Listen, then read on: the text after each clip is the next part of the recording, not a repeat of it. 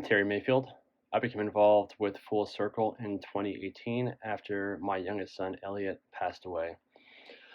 Elliot died in his sleep at 15 months, and after months of waiting for a medical examiner report and doing some independent scientific research, the results came back inconclusive. In this video, I want to talk about three things. First, what people don't understand about my grief journey. Second, things that I really hate to hear. And third, some coping strategies that I've come to rely upon.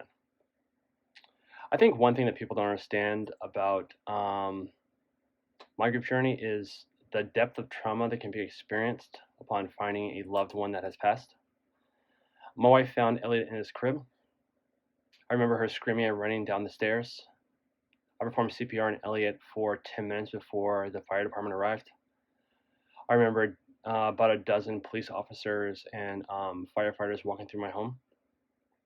And I remember driving to see Elliot afterwards at the hospital. These are things that are permanently etched into my brain.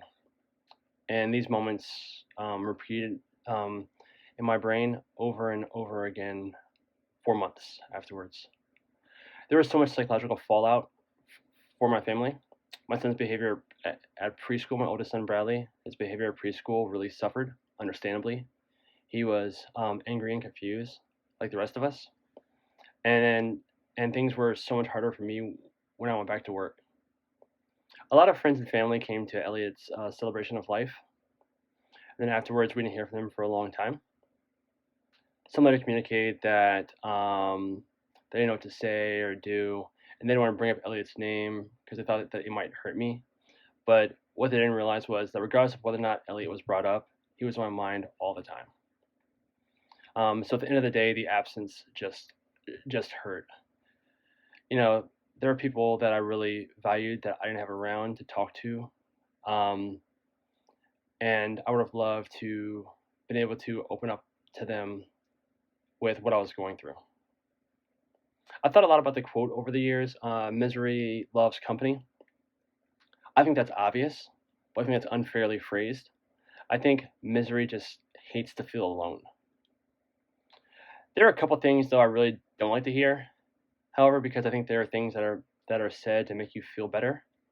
And I think when you're with someone that's grieving, the goal can't be to try to make them feel better. In particular, one thing is time heals all wounds. Time heals all wounds. No, it does not. If you lose your arm, time will never heal that wound. You just learn to live in spite of that. And so I think that's what grief is like. I think grief is something you learn to carry with you. It's something that becomes a part of you. Time will never heal the wound that was left in my heart with Elliot's passing. It's just baggage that I'll carry with me going forward. There's something I heard recently that I really do like, and that's grief is not a life sentence. Grief is a love sentence, and that the depth of your grief is reflective of the depth of the love that you felt for that person. I think that's true. There are some coping strategies that I've really learned to rely upon.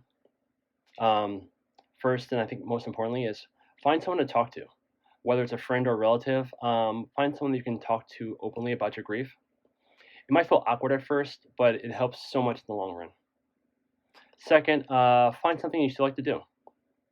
Over time, my grief has manifested as severe anxiety, so much so that I couldn't watch live sports anymore. But I started to listen to live games on the radio, and came to really enjoy that. Finally, keep your loved one involved with your family, and keep them involved in your life. Write letters, celebrate their birthday, and if the opportunity arises and you have the energy, find a way to honor their memory. I joined the men's advisory board of Full Circle because I know how hard the grief journey can be. I know it can be uniquely tough on men in a weird way, because many of us are taught from a young age to man up and tough it out, not to show emotion. I think those are dangerous thought processes when you're grieving.